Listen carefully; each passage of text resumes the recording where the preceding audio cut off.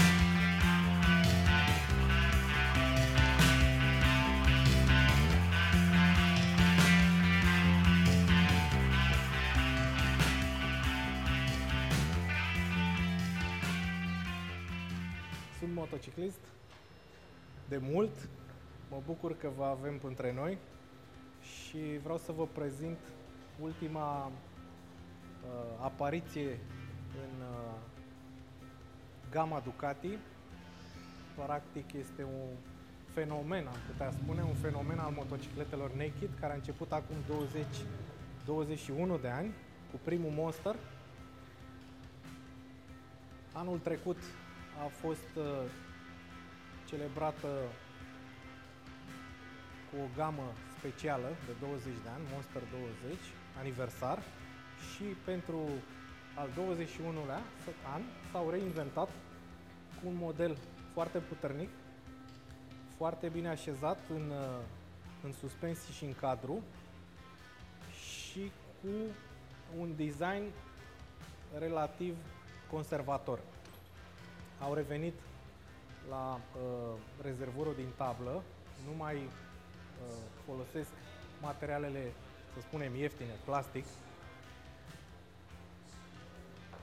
Motorul a crescut în cilindre față de versiunea anterioară și, bineînțeles, în putere și în fiabilitate.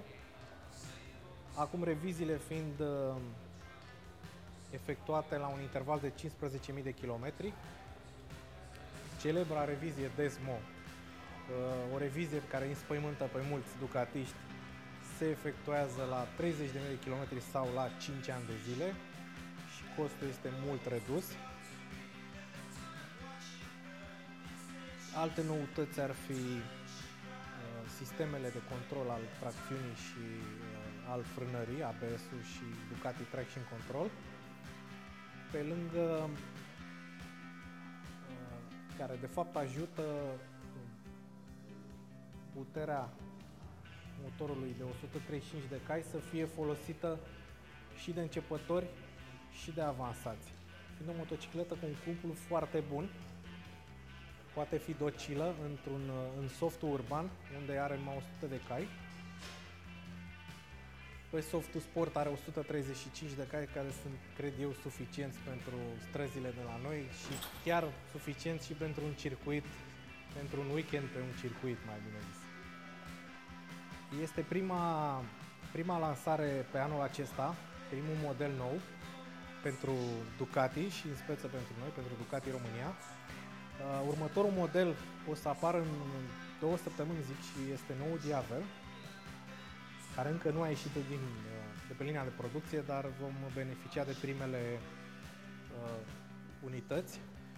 Ducati fiind foarte interesat în a prezenta fenomenul motociclistic și la noi în țară. Clubul Ducati împreună cu iubitorii mărcii vor să meargă împreună anul ăsta la întâlnirea World Ducati Week, care se ține la Misano în luna iulie, unde sunt așteptați cam 60.000 de motocicliști. Cu siguranță o să fie un eveniment mondial, pentru că vin din foarte multe țări și extrem de interesant pentru iubitorii mărcii roșii. Sezonul a început, vremea de afară permite motocicliștilor să iasă pe stradă, aveți grijă, ride safe!